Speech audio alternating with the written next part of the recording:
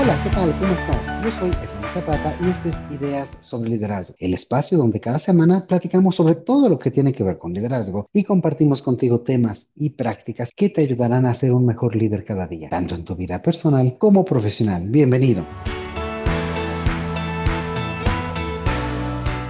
Y en el episodio anterior explorábamos qué es realmente el storytelling y por qué tiene ese gran poder para transformar lo que decimos, lo que movemos hacia las demás personas a hacer. Y hoy vamos a dar un paso más allá. Vamos a hablar sobre cómo aplicarlo en la práctica y para ello continuamos la conversación con Sergio Jauregui, quien nos compartirá herramientas concretas, ejemplos y consejos para integrarlo como una herramienta más de nuestro liderazgo. ¿Qué tal, Sergio? ¿Cómo va todo? Muchísimas gracias nuevamente por la invitación. Un gusto estar de vuelta para seguir hablando de esto que a mí me encanta y me emociona tanto. Genial, y nos has compartido cosas bien interesantes en el episodio anterior y yo estoy seguro que esa va a continuar siendo la tónica. Y bueno, para arrancar este segundo episodio, yo te preguntaría, ¿cómo puede un líder integrar esta herramienta del storytelling en su comunicación cotidiana, sobre todo sin que suene forzado, ¿no? Ya platicábamos que no se trata únicamente de contar historias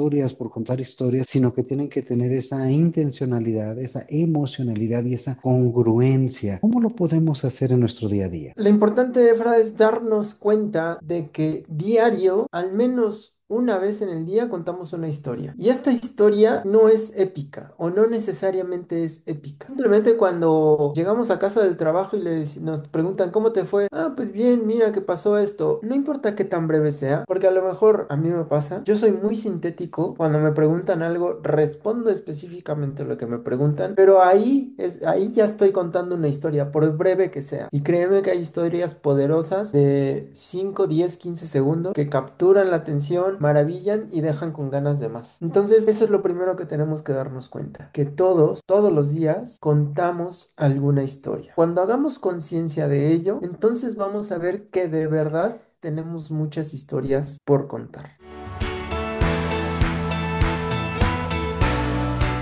Genial. Oye, y para eso, digo, yo sé que no se trata de una receta de cocina, ni mucho menos, pero ¿hay alguna estructura, alguna guía o aproximación que tengamos nosotros que cuidar para que nuestras historias sean realmente buenas historias? Claro, o sea, sí, sí sí hay. O sea, sí hay. Finalmente, cuando empezamos a trabajar con cualquier técnica, ¿Mm? necesitamos al inicio una fórmula para seguir. Ya. Después, naturalmente, vamos a desechar la fórmula porque la vamos a adaptar a nosotros y lo vamos a hacer como se nos place. Pero hay un elemento que nosotros utilizamos mucho cuando trabajamos con líderes para que empiecen a contar sus historias. Es un método que se llama, nosotros le pusimos AER, A ver. AER, y tiene que ver primero con la autenticidad. Y esta autenticidad se refiere, porque también autenticidad lo escuchamos en muchos lados. La autenticidad es enfocarnos en lo que hacemos todos los días que está ayudando a las personas. Creo que hace poquito lo platicábamos tú y yo. Nosotros naturalmente, todos los seres humanos tenemos alguna virtud, al menos una. Yo sé que tenemos muchos más, pero al menos una. Y entonces como nosotros tenemos esa virtud, hacer algo con respecto a esa virtud o ejecutar algo gracias a esa virtud, a nosotros se nos hace como si no fuera nada. Es como a las personas a las que se les facilitan los idiomas. Hay personas que pueden aprender uno, dos, tres, cuatro idiomas sin ningún problema. Hay otros a los que se les dificulta mucho. Pero esa Ujú. persona que lo puede aprender fácilmente dice, pues es que esto es facilísimo. ¿A quién le va a interesar que yo le cuente cómo aprendo los idiomas? Si es lo más Ya. sencillo del mundo. Y entonces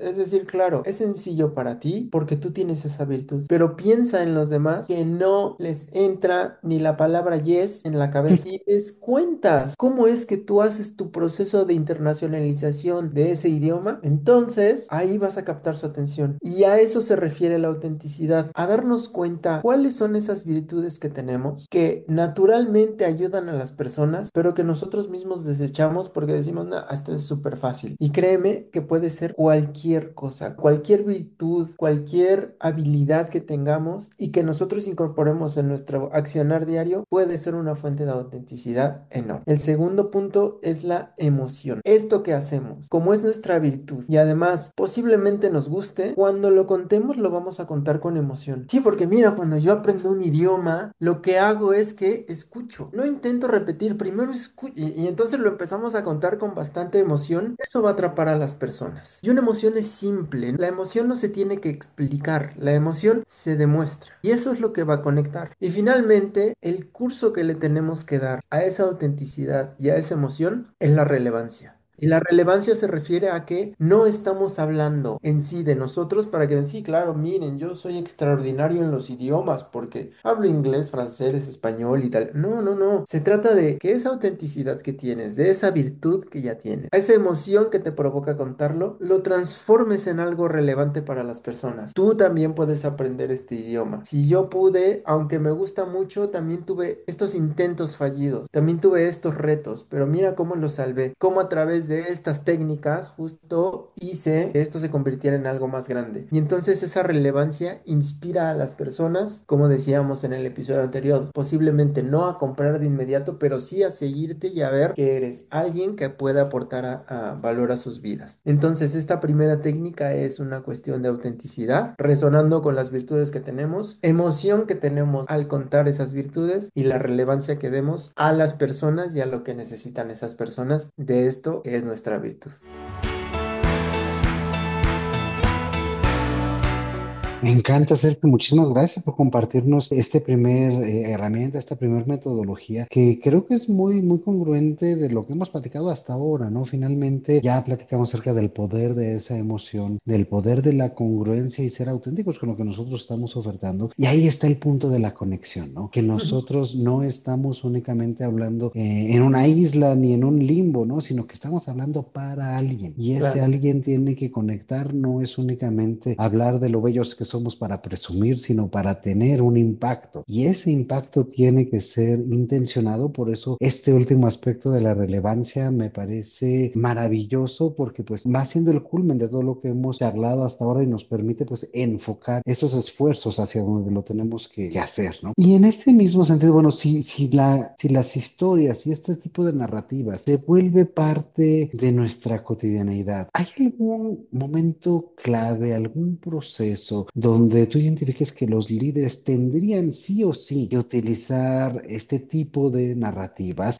No sé, por ejemplo, para dar retroalimentación, para motivar, para comunicar la estrategia. ¿En dónde brilla más el storytelling como una herramienta? La respuesta puede parecer obvia, y si yo te dijera sí, claro, en momentos de venta o en momentos de presentaciones importantes, conferencias, ahí hay que usar storytelling. Pero eso va a salir muy mal si quien lo está ejecutando no cuenta historias en los momentos más simples y sencillos de su vida, con sus hijos, con su pareja, con sus amigos, porque entonces así naturalmente se va despertando el gusto y el ánimo por contar historias. Entonces yo diría, cuenta historias en los lugares donde no importan, en los momentos Ujú. más irrelevantes que tenga, porque así no vas a tener la presión de contarlo bien y es que esta historia me tiene que salir maravillosa porque es un cliente al que he querido por mucho tiempo y esa presión quita naturalidad, quita Claro. autenticidad. Entonces si un líder empieza a ser consciente de sus historias en sus momentos más intrascendentes de la vida, ahí es donde va a tener ese callo para que cuando tenga que subirse a un escenario, cuando tenga que dar una presentación importante, naturalmente fluya su historia y su forma de contar, que además va a conectar mejor con las personas. Yo creo que ahí está ese poder de las pequeñas, pequeñas acciones y como decías, empezarlo a interiorizar, empezarlo a hacer propio, una herramienta propia nuestra para poderlo empezar a hacer y pues practicar, practicar, practicar, practicar. ¿Cómo le sugerirías a nuestros amigos empezar a practicar sus historias? Si es una práctica, sí hay que decir, ok, yo quiero contar la historia del día en que una pelota de béisbol me cayó en el ojo. Quiero contar esa historia. Vale, entonces, primero es, ¿a quién se la puedo contar que le vaya a interesar? Posiblemente a mi pareja le interese algo que me pasó y que me dolió. Algún amigo que sé que le gusta el béisbol o que juega béisbol. Algún colega de trabajo, a lo mejor la puedo relacionar con un dolor de ojo que él tiene. Ay, mira, ¿te acuerdas que tú y yo algún día? Entonces es ver a quién se la voy a contar. Y luego ver qué parte de mi historia le puede interesar a mi esposa si tiene que ver con el béisbol y con un golpe en el ojo. Ah, pues que que no estaba ahí para cuidarme y que ahora que esté en mi vida me pueden caer 1000 pelotas de béisbol en los ojos y sé que ella va a estar ahí a mi lado para que pase este momento doloroso junto a ella. Y bueno, hacer una estructura así y contar la historia con ese objetivo final, que quiero que ella sienta que es importante para mí y que por eso a mí hoy me pueden caer 1000 pelotas de béisbol en el ojo y con ella me voy a sentir fuerte y me voy a sentir cuidado. Y entonces la contamos. Y entonces vemos su reacción. Ahí determinamos, ¿no? Di solo hechos y no emociones. O hablé demasiado de las emociones y no di hechos que respaldaran mi historia. La hice muy larga, la hice muy corta. Repetí mucho, pero ahí Claro. es donde nosotros, si tenemos intención de practicar, es donde vamos a ver nuestra evolución cada que tengamos que contar una historia para mejorar nuestra forma de contar historias. Muchos elementos para poderlo ir practicando desde dar esos hechos de esas emociones, cuidar nuestra comunicación. ¿Hay algún elemento clave que no tendría que faltar en una buena historia? El aprendizaje que me quedó y que puedo compartir con los demás. Eso no tiene que faltar en la historia.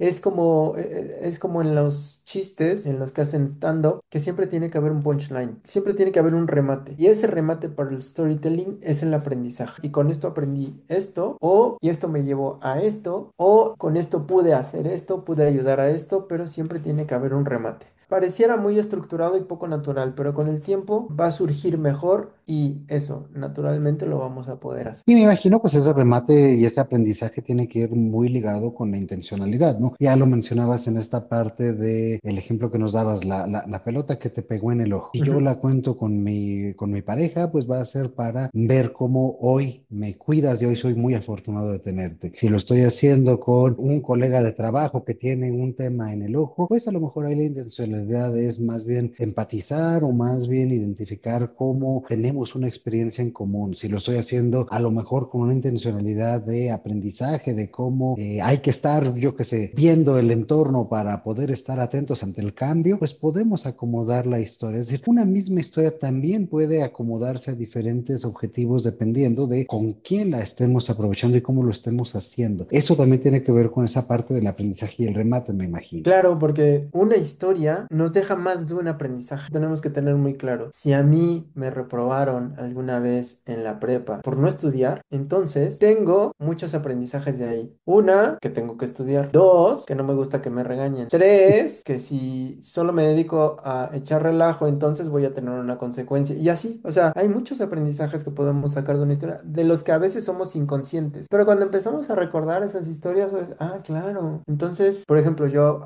hace ya un ratito nadé 3.8 kilómetros en el mar. Y dije, claro, mi primer aprendizaje fue de si puedo nadar 3.8 kilómetros. Y luego dije, bueno, pero ¿qué más? Ah, claro que puedo estar solo todo ese tiempo sin hablar con nadie, porque además nadando no puedes hablar. Y además sin tener tantos pensamientos, nada más es enfocado en una sola tarea y decir, tengo que llegar allá. Ah, mira, también puedo hacer eso, también tengo esa capacidad. Tengo la capacidad de probar mucha agua salina. Ah, mira, también eso es chistoso y eso me puede servir en algún momento de algo. Y así, o sea, hay aprendizajes, como pueden ser los más tontos como los más elevados que tenemos de todas las historias.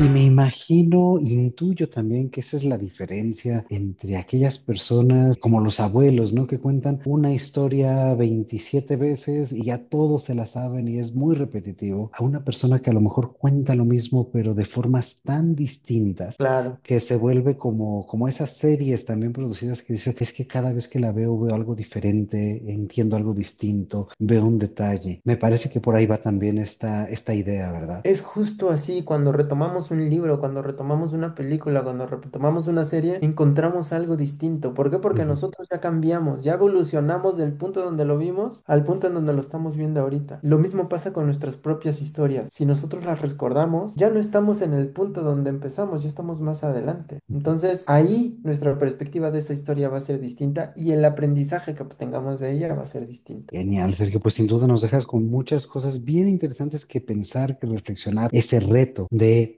practicar y de ir empezando a contar historias en lo más cotidiano, en lo más sencillo, en lo más, parecería en lo más mundano, pero que es ahí donde podemos encontrar nuestra capacidad y nuestra habilidad. Y antes de irnos, me gustaría pues pedirte que tú nos cuentes una historia, porque me encanta siempre a todos nuestros invitados hacerles esta pregunta y es, si tú pudieras darte a ti mismo un consejo a tu versión de hace 10 15 años sobre liderazgo, ¿qué le dirías? Y yo añadiría aquí, ¿por qué? ¿Derivado de qué historia tuya? Claro, yo a mi yo de 10 años le diría, no te avergüences de tu historia, porque en mi historia, ciertamente, desde donde yo las veía antes, había tenido muchos fracasos. Tú lo sabes, yo lo sé, no, somos Exatec, nos graduamos del Tecnológico de Monterrey, y ahí yo lo tengo así grabadísimo en la cabeza. El licenciado Rafael Rangel Sostman fue a nuestra graduación, yo siempre lo aprecio muchísimo, nunca, la única vez que le di la mano fue cuando me dio mi título. Pero yo le tenía un aprecio increíble porque el señor era un ídolo para mí. Y ahí él dijo en la graduación, muchachos, ustedes están condenados al éxito. Y eso se me quedó súper grabado. Y claro, para mí en ese momento el éxito era mucho dinero, un gran cargo empresarial, pero por otro lado, para mí nunca fue lo ideal trabajar para alguien, tener un jefe. Porque yo iba muy por la libre, por la mía, por mi sensibilidad y que no me permitía ser parte de un mundo corporativo tan rígido. Y entonces, al pasar los años, yo me avergonzaba de nunca haber tenido un cargo directivo, presidencial, ejecutivo, y sin embargo, toda mi vida hice cosas que me gustaron, en las que creí, y las estaba rechazando completamente por avergonzarme de esa historia, porque además tengo amigos que sí han tenido cargos ejecutivos, que son Claro. directores, vicepresidentes, que los han llevado a otros países y que bueno, han tenido sus ganancias, pero también han tenido sus sacrificios, así como yo en mi mundito pequeño he tenido mis ganancias y mis sacrificios. Y eso me sucedió hasta hace poco, el darme cuenta que mi historia es importante, que mi historia es relevante y que tiene muchísimos más aprendizajes de los que yo mismo me daba crédito. Qué bonita respuesta, Sergio. Creo que es un broche de oro que nos deja con un sabor de boca muy lindo, muy bueno. Mi historia importa. Mi Claro. historia es relevante y no hay por qué avergonzarse de ella en ninguna situación. Lo dejamos, yo creo que es una muy buena comida para el pensamiento, para nosotros, para todos quienes nos escuchan. Y bueno, ya para irnos antes de cerrar, cuéntanos por favor, ¿dónde pueden nuestros amigos que nos escuchan encontrarte, conocer más sobre ti y sobre tu trabajo? Fíjate que últimamente estoy muy activo en LinkedIn. Aquí es donde estoy publicando gran parte de las historias que trabajo con los clientes y de mis historias personales también. Entonces ahí en LinkedIn estoy como linkedin.com, diagonal Sergio Jauregui. Ahí me pueden encontrar, por favor.